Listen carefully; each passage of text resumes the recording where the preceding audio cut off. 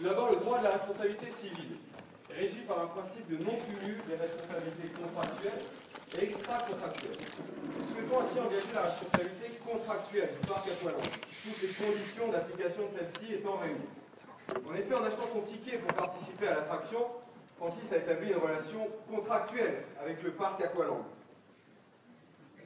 Or, selon la jurisprudence, il existe une obligation de sécurité à la charge des complexes de loisirs, en vertu de l'article 1135 du Code civil.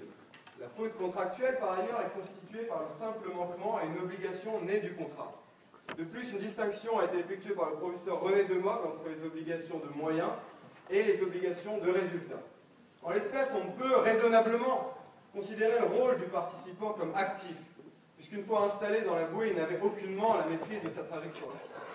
En outre, comme le soutient le professeur Leveneur, le résultat voulu par le créancier, savoir effectuer une descente sans accident, ne peut être envisagé comme aléatoire. Le client, je cite, en est réduit à faire confiance à l'exploitant supposé avoir la maîtrise des risques et ne peut être présumé avoir accepté de courir le moindre danger. Aqualand était par conséquent tenu à une obligation de sécurité de résultat envers les participants à son infraction, laquelle a été inexécutée puisque Francis s'est gravement blessé au cours de la descente. Et ce n'est pas la jurisprudence récente qui saurait nous contredire. En effet, dans un arrêt du 13 février 2011, la première chambre civile de la Cour de cassation a pareillement considéré que l'exploitant d'un toboggan aquatique était tenu à une telle obligation. S'agissant donc d'une obligation de résultat, sa simple inexécution suffit à engager la responsabilité contractuelle de la société Aqualand, celle-ci ne pouvant s'exonérer qu'en apportant la preuve d'une faute de la victime ou d'un cas de force majeure. Ce dernier se définit comme l'événement imprévisible et irrésistible, ses caractères étant exigés cumulativement en vertu d'un arrêt de l'Assemblée plénière du 14 avril 2006. Il tombe sous le sens qui ne peut être invoqué en l'espèce. En effet, un minimum de diligence de la part de l'employé duquel la société répond aurait permis d'empêcher le drame, puisqu'il aurait alors vu l'enfant. De plus, la société Aqualand, en sa qualité de professionnel, devait avoir conscience des risques engendrés par une telle activité. Elle aurait donc dû tout mettre en œuvre afin d'éviter un accident, au besoin en faisant surveiller l'embarquement dans les bouées par un salarié. Mais quand l'appât du gain dépasse la morale, il n'est pas surprenant qu'un incident de la sorte survienne. Par ailleurs, l'ensemble des informations fondamentales, vous en conviendrez, présentes sur le panneau de l'accueil auraient dû être communiquées oralement par l'employé au moment du paiement. Les dessins auraient également pu accompagner les indications écrites. De plus, il aurait été plus opportun que le panneau se situe au niveau du guichet, plutôt qu'à une certaine distance du chemin emprunté par les usagers. Enfin, la disposition de l'accueil devait permettre en toutes circonstances à la personne se trouvant au guichet de voir un enfant de moins de 15 ans, si petit soit-il, afin de lui empêcher l'accès à l'attraction. En conséquence, l'événement n'était en aucun cas irrésistible. Au vu de toutes ces négligences, il était également tout à fait prévisible qu'un incident de la sorte se produise tôt ou tard. Alors, sans doute, me diriez-vous que Francis a fait preuve de négligence en n'ayant pas pris connaissance des consignes de sécurité?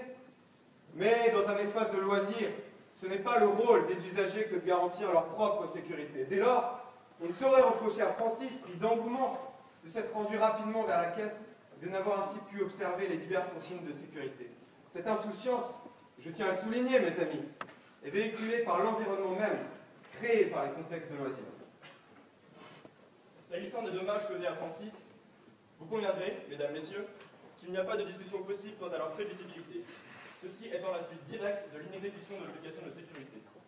Effectivement, Francis a subi un préjudice corporel conséquent, puisqu'il a été victime d'une triple fracture du coccyx et d'une double fracture de la hanche, blessures qui ont conduit à ce qu'aujourd'hui, il se trouve en fauteuil roulant. D'autre part, de nombreux préjudices matériels sont à déplorer. Premièrement, la sécurité sociale ne prend pas en charge l'intégralité des soins et le surplus de frais devra être acquitté. Deuxièmement, Francis a consulté un médecin qui lui a prescrit une interruption temporaire de travail suite à l'accident, celui-ci se trouvant dans l'incapacité d'exercer son activité professionnelle.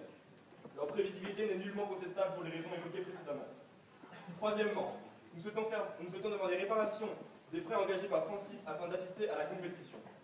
En effet, il est incontestable que les touristes représentent la majorité des clients d'un parc d'attractions. Dès lors, il est nullement imprévisible qu'ils aient dû au préalable acheter des tickets de train ou réserver un hôtel. Quatrièmement, nous souhaitons faire valoir la perte de chance de Francis de remporter le tournoi et surtout de réussir une carrière en tant que golfeur. En effet, si le dommage hypothétique n'est jamais indemnisable, la perte de chance peut l'être à condition que la chance perdue ait été sérieuse.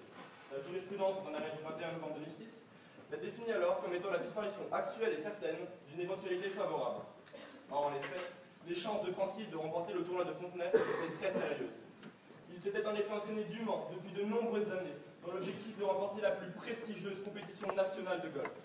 De plus, au regard des scores qu'il avait réalisés, ses chances de victoire étaient loin d'être démesurées. Mais appelons maintenant à la barre M. Briand pour démontrer cette perte de chance. Bonsoir, Gilbert Briand, number one de coach de golf. Vous pouvez donc vous imaginer que j'en ai vu passer pas mal de bonhommes avant lui. Francis, ça fait 10 ans que je l'entraîne et je peux vous assurer une chose, c'est qu'il sera le club. Souplesse, puissance, précision, efficace. Le geste à la fois juste, mais sûr. Ah ça, il fallait le voir jouer. C'était un véritable festival. Malheureusement, un plein pareil, c'était l'année de préparation. Il était planifié depuis longtemps pour réaliser son saut dans la compétence. Le tremplin, c'était le tournoi de Fontenay. Et voilà qu'en plein élan, ce parc de malfrats vient priver le monde d'un futur champion comme vous. C'est tout bonnement économique.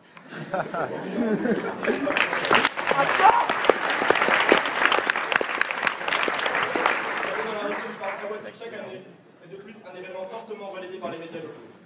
Francis avait tout à fait l'air d'un golfeur, svelte et athlétique, il portait la casquette officielle de la compétition.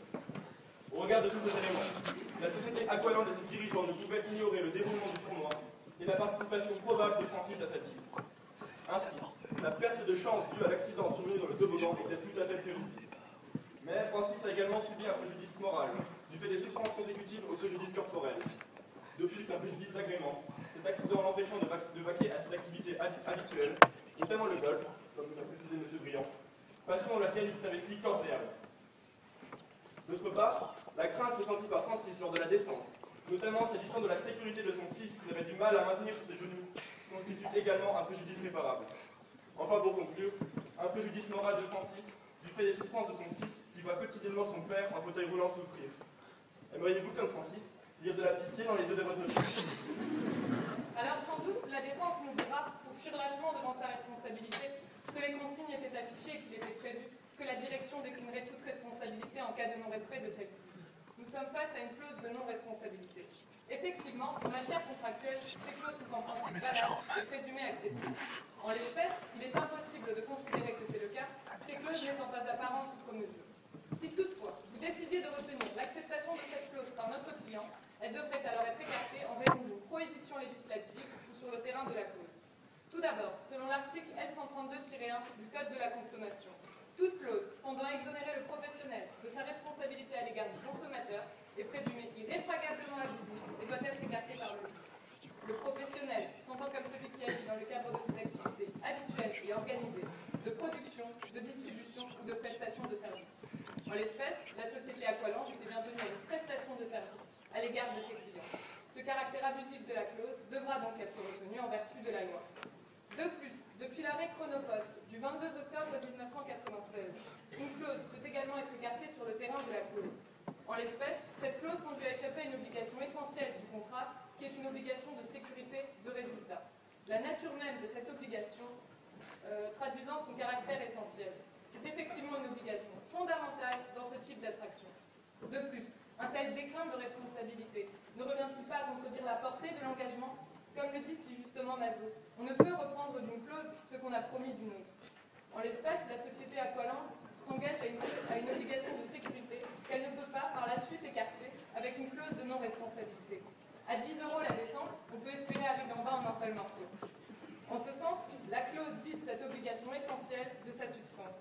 Le contrat sera ainsi dépourvu de cause sur le fondement de l'article 1131 du Code civil. Cette clause devra donc être réputée non écrite sur l'un de ces deux fondements. L'indemnité doit couvrir l'intégralité du préjudice en ce jour au moment de l'instance. En vertu de l'article 1149 du Code civil, nous vous prions de bien vouloir faire suite à notre demande d'indemnisation en raison du préjudice corporel de notre client à hauteur du surplus réclamé par la sécurité sociale pour les soins qu'elle a d'ores et déjà engagés. En raison du préjudice matériel de notre client, à savoir les billets de train en première classe, aller-retour, d'une valeur de 500 €. La réservation d'un hôtel 4 étoiles pour une semaine à deux, soit 1 500 €. De l'impossibilité d'exercer son activité professionnelle, soit 5 000 €. De la perte de chance de réussir une brillante carrière de golfeur, estimé à 5 millions d'euros sur la base du salaire des meilleurs golfeurs mondiaux.